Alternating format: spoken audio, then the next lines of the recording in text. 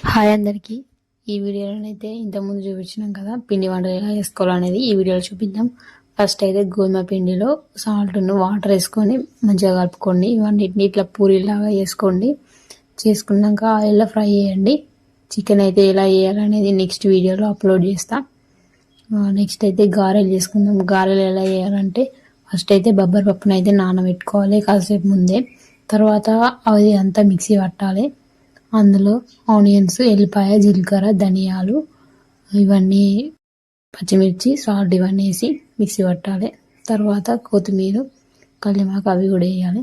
ఇదైతే స్వీటు రవ్వతో చేస్తారు. దీన్ని ఇట్లా లడ్డులాగా చేసి శనగపిండిలో ముంచి మళ్ళీ ఆయిల్లో ఫ్రై చేస్తారు. మన వీడియోని అయితే లైక్ చేయండి, షేర్ చేయండి అండ్ సబ్స్క్రైబ్ చేసుకోవడం మాత్రం మర్చిపోకండి. మీకు అలానే ఎలాంటి వీడియోస్ కావాలనేది పోస్ట్ అయితే చేసాం. అక్కడికి వెళ్ళి సెలెక్ట్ చేయండి మీకు ఎలాంటి కంటెంట్ కావాలని. ఇప్పుడైతే అప్పడాలు అయితే వేయించుకుందాం. అప్పడాలు అయితే ఈజీ.